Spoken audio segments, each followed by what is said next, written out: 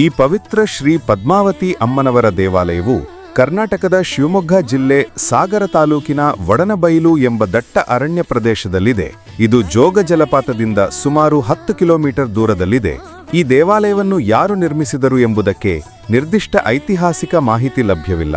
ಆದರೆ ಇದು ಜೈನ ಪರಂಪರೆಯ ಪ್ರಮುಖ ಕ್ಷೇತ್ರವಾಗಿದ್ದು ಆದಿದೇವ ಶಕ್ತಿ ಎಂದು ನಂಬಲಾದ ಶ್ರೀ ಮಹಾಮಾತೆ ಪದ್ಮಾವತಿ ಅಮ್ಮನವರಿಗೆ ಸಮರ್ಪಿತವಾಗಿದೆ.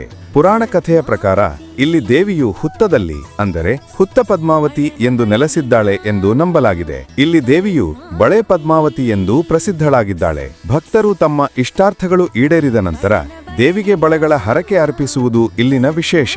ಈ ಬಳೆಗಳನ್ನು ಹುತ್ತದಲ್ಲಿ ಇಡಲಾಗುತ್ತದೆ ಹಾಗೂ ಕಾಲಾನಂತರದಲ್ಲಿ ಅವು ಭೂಮಿಯೊಳಗೆ ಇಳಿದು ಹೋಗುತ್ತವೆ ಎಂಬ ನಂಬಿಕೆ ಇದೆ. ಈ ಕ್ಷೇತ್ರದಲ್ಲಿ ನೈಸರ್ಗಿಕ ಶಕ್ತಿ ಹಾಗೂ ಆಧ್ಯಾತ್ಮಿಕ ವಾತಾವರಣ ನೆಲೆಸಿದ್ದು ಇದು ಭಕ್ತರ ಅಪಾರ ನಂಬಿಕೆಯ ಕೇಂದ್ರವಾಗಿದೆ.